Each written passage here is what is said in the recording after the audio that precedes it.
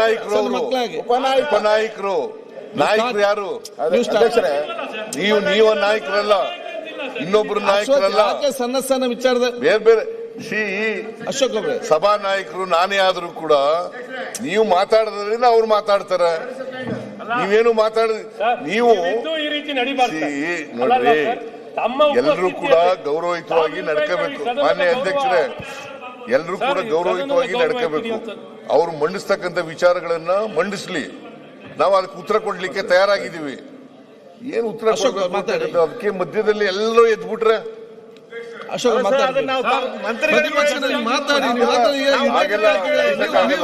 ನಿಯಮಾವಳಿಗಳ ಪ್ರಕಾರ ನಡಿಬೇಕು. ಸದನ ನಿಯಮಾವಳಿಗಳ ಪ್ರಕಾರ ನಡಿಬೇಕು. ಅದು ಬಿಟ್ಬಿಟ್ಟು ಎಲ್ಲರೂ ಒಂದೇ ಸಾರಿ ಎದ್ಬಿಟ್ರೆ ನಿಮ್ಮ ಉದ್ದೇಶ ನನಗೆ ಅರ್ಥ ಆಗುತ್ತೆ. ನೀವು ಈಗ ವಿರೋಧ ಪಕ್ಷದ ನಾಯಕರು ಮಾತಾಡ್ತಾ ಇದ್ದಾರೆ, ಅವ್ರಿಗೆ ಶಕ್ತಿ ಇದೆ, ಮಾತಾಡೋಕ್ಕೆ ಶಕ್ತಿ ಇದೆ, ಉತ್ತರ ಕೊಡಲಿಕ್ಕೆ ಶಕ್ತಿ ಇದೆ. ನಮ್ಮಲ್ಲಿ ಏನೇ ಹೇಳಿದ್ರು ಕೂಡ ಅದಕ್ಕೆ ಉತ್ತರ ಕೊಡ್ತಕ್ಕಂಥ ಶಕ್ತಿ ಅವ್ರಿಗಿದೆ. ಅವ್ರ ಜೊತೆಗೆ ನೀವೆಲ್ಲ ಯಾಕೆ ಎದ್ದೇಳಿರಿ? ಹಂಗೇನೆ ನಮ್ಮ ಕಡೆವರೆಗೂ ಕೂಡ ಹೇಳ್ತೀನಿ, ನಾನು ನಮ್ಮ ಕಡೆವರೆಗೂ ಕೂಡ ಹೇಳ್ತೀನಿ. ಪ್ರತಿಪಕ್ಷ ನಾಯಕರೇ, ಅಧ್ಯಕ್ಷ, ಈಗ ನೀವು ನಾನು ಸಾಮಾನ್ಯವಾಗಿ ಮಧ್ಯದಲ್ಲಿ ಎದ್ದೇಳಲ್ಲ.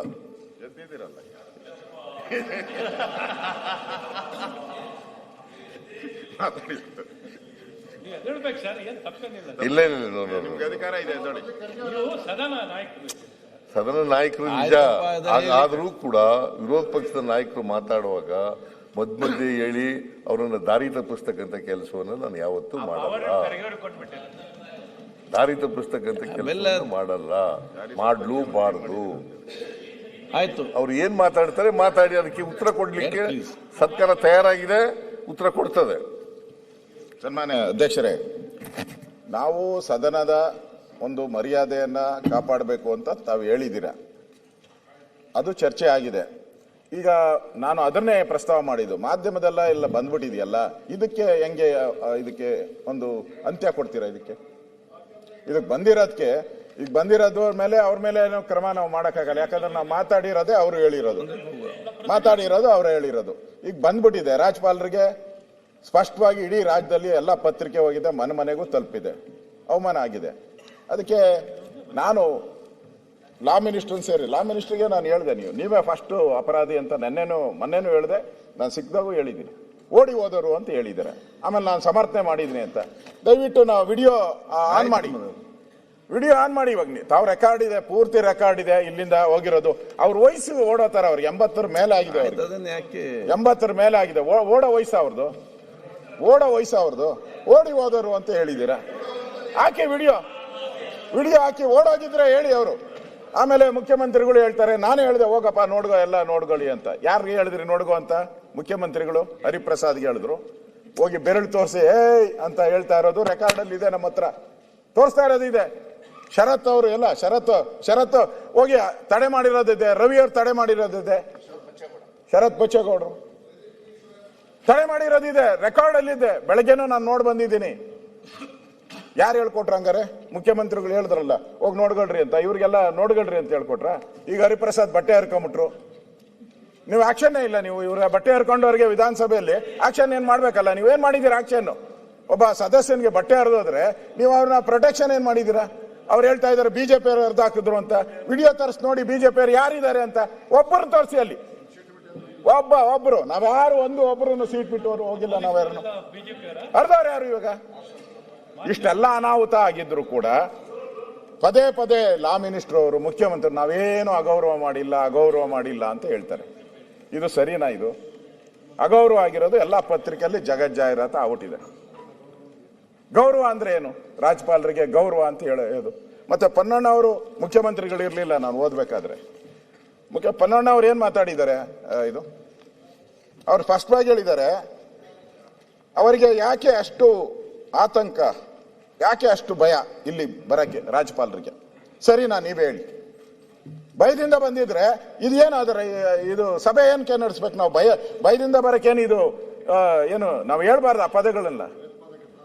ತಾಣನ ಇದೆ ಯಾವ್ದಾರ? ಇಲ್ಲಿ ಗನ್ನಿಟ್ಕೊಂಡು ಯಾರನ್ನ ನಿಂತ್ಕೊಂಡಿದಾರ? ಏನು ಇಲ್ಲ. ನೀವು ಇಷ್ಟೆಲ್ಲ ಆಗಿ ಅವ್ರಿಗೆ ಅವಮಾನ ಮಾಡಿಬಿಟ್ಟು ಒಂದು ಕ್ಷಮಾಪಣೆ ಕೇಳಕ್ಕೆ ನಿಮ್ಗೆ ಸರ್ಕಾರಕ್ಕೆ ಆಗಿಲ್ಲ ಇದುವರೆಗೂ ಅಂತ ಹೇಳಿದ್ರೆ ಇದನ್ನ ಸದನ ಅಂತ ಹೇಳ್ಬೇಕಾ? ಬಂದ್ಬಿಟ್ಟಿದೆ ಎಲ್ಲ ಇದ್ ಕಡೆನು. ಅದಕ್ಕೆ ನಾವು ನಿರ್ಣಯ ಮಾಡಿ ದಯವಿಟ್ಟು ನೀವು ನಾನು ನೋಡಿದೆ ಕೇಂದ್ರ ಸರ್ಕಾರದಾಗೆ ಇದುವರೆಗೂ 25 ಎಷ್ಟೋ ಮಾಡಿದ್ದಾರೆ, ಏನು ಖಂಡಿಸಿ ನಿರ್ಣಯಗಳು ಕೇಂದ್ರ ಸರ್ಕಾರದ. ಅದ್ ಬೇಡ, ಎಲ್ಲನೋ ಹೋಗ್ಲಿ, ಇದು ಬೇಡ, ವಿಷಾದ ಮಾಡಿ, ಆಗಿರೋ ಘಟನೆ ಬಗ್ಗೆ ವಿಷಾದ ವ್ಯಕ್ತ ಮಾಡಿ. ನೀವು ಸರ್ಕಾರ ಹಿಂಗಾಗಿದೆ ವಿಷಾದ ಅಂತೇಳಿ ಅಂದ್ರೆ ನಾವು ಗವರ್ನರ್ನವ್ರನ್ನ ಮೊದಲ ಪ್ರಜೆ ಅಂತ ಹೇಳ್ತೀರಿ. ನಾವು ಇಲ್ಲಿ ಮಾಡಿದ್ದ ಬಿಲ್ಗಳನ್ನೆಲ್ಲ ಅಲ್ಲಿ ಪಾಸ್ ಆಗಬೇಕು, ಅವ್ರ ಆದೇಶದ ಮೇಲೇನೆ ಎಲ್ಲ ಹೋಗುವಂಥದ್ದು ತಮಗೂ ಗೊತ್ತಿದೆ. ಇಷ್ಟೆಲ್ಲ ಇದ್ರೂ ಕೂಡ ಅವ್ರನ್ನ ಇಲ್ಲ ಈ ಒಂದು ವೇದಿಕೆ ಮೇಲೆ ಅಲ್ಲಿ ಕೂತರಿಸಿ, ತಮ್ಮ ಸ್ಥಾನದಲ್ಲಿ ಕೂತರಿಸಿ, ಅವ್ರ ಹೋಗ್ಬೇಕಾದ್ರೆ ಓಡೋದ್ರು ಅಂತೇಳಿ, ಅವ್ರಿಗೆ ಭಯದಿಂದ ಬಂದರು ಅಂತೇಳಿ, ಅವ್ರಿಗೆ ಕಾನೂನು ಅಡಿಯಲ್ಲಿ ಅವ್ರಿಗೆ ಅವಕಾಶ ಇಲ್ಲ ಅಂತೇಳಿ ಅವ್ರನ್ನ ತಡೆಯುವಂಥ ಪ್ರಯತ್ನ ಮಾಡಿದ್ರು, ಯಾರು ಅವರ ಸಹಾಯಕ್ಕೆ ಹೋಗಲಿಲ್ಲ. ಇಷ್ಟೆಲ್ಲ ಅನಾಹುತ ಆದ್ರೂ ಕೂಡ ಸರ್ಕಾರ ಆಗಿರೋದು ತಪ್ಪು ಅಂತ ಅನ್ಸ್ಲೇ ಇಲ್ಲಲ್ಲ ಸರ್ಕಾರಕ್ಕೆ. ಇಷ್ಟಾದ್ರೂ ಕೂಡ ವಂದನಾ ನಿರ್ಣಯವನೋ ಖಂಡನಾ ನಿರ್ಣಯನೋ ಅಂತ ಬಂದಿದೆ ಪತ್ರಿಕೆಯಲ್ಲಿ. ತಾವೇನ್ ಮಾಡಿದ್ರೆ ಈಗ ಬಂದ್ಬಿಟ್ಟಿದೆ ಪತ್ರಿಕೆಯಲ್ಲಿ ವಂದನಾ. ಈಗ ಏನ್ ನಮಗೂ ಅರ್ಥ ಆಗ್ತಾ ಇಲ್ಲ, ಇದು ವಂದನಾ ನಿರ್ಣಯನೋ ಖಂಡನಾ ನಿರ್ಣಯ. ಆ ಕಡೆಯವರೆಲ್ಲ ಖಂಡನಾ ನಿರ್ಣಯ ಮಾಡ್ತಾವ್ರೆ. ನಾನು ನೋಡಿದೆ, ಎಲ್ಲರೂ ಮಾತಾಡಿದವರೆಲ್ಲರೂ ಕೂಡ ರಾಜ್ಯಪಾಲರಿಗೆ ಅಗೌರವ ಮಾಡಿದ್ದಾರೆ, ಖಂಡನೆ ಮಾಡಿದ್ದಾರೆ. ಸರಿ ಇಲ್ಲ ರಾಜ್ಯಪಾಲ ನಡೆನೆ ಅಂತ ಎಲ್ಲ ಇಬ್ಬರು ಮಾತಾಡಿದ್ದಾರೆ. ಇಬ್ರು ಇನ್ನೆಷ್ಟು 10 ಜನ ಮಾತಾಡ್ತಾರೋ ಎಲ್ಲರೂ ಅದೇ ಮಾತಾಡೋದು, ಅಲ್ಲೇರೇ ಮಾತಾಡೋದು.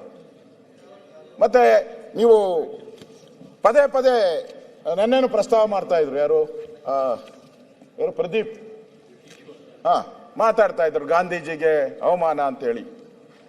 ಸದನದಲ್ಲಿ ಅದೆಲ್ಲ ಯಾಕೆ ಹೇಳ್ಬೇಕು? ಆಚೆ ಕಡೆ ಹೇಳ್ಕೊಳ್ಳಿ, ನೀವೇನ್ ಬೇಕೋ ನೆನ್ನೆ ಮಾಡಿದ್ರಿ ಧರಣಿ ಹೇಳಿ, ಆಚೆ ಕಡೆ ಗಾಂಧೀಜಿಗೆ ಅವಮಾನ ಮಾಡಿದ್ರಿ, ನರೇಗಾ ತೆಗೆದಾಕಿದ್ರಿ ಹೇಳಿ, ಆಚೆ ಕಡೆ ಭಾಷಣ ಮಾಡಿ, ನಮ್ದೇನೋ ಅಭ್ಯಂತರ ಇಲ್ಲ.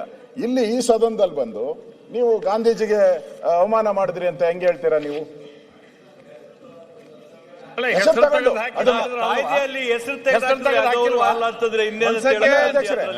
ಇವರು ಗಾಂಧೀಜಿಗೆ ಪರಮ ಭಕ್ತರು ಅಂತ ಹೇಳೋದಾದ್ರೆ, ಯೋಜನೆಯಲ್ಲಿ ಹೆಸರು ಯಾಕ್ರೆ ಕೈ ಬಿಟ್ರು?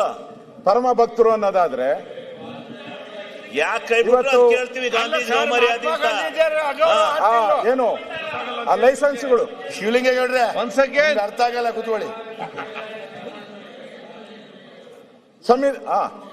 ನಮ್ಮ ವಿಶ್ವನಾಥ್ ಪದೇ ಪದೇ ಸುರೇಶ್ ಅವರೇ, ಸುರೇಶ್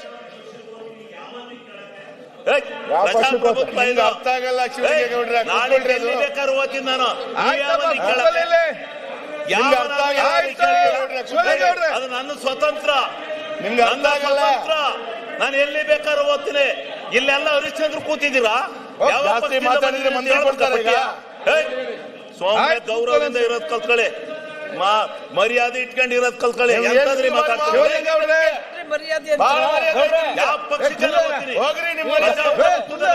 ಕಾನ್ಸ್ಟಿಟ್ಯೂಷನ್ ಅಲ್ಲಿ ಅವಕಾಶ ಇದೆ, ನಾನು ಕಂಪ್ಲೀಟ್ ಮಾಡ್ಲಿ. ನನ್ನ ಇಷ್ಟ. ಮಾತಾಡಿ ನೀವು ಕಂಟಿನ್ಯೂ ಮಾಡಿ, ನೀವು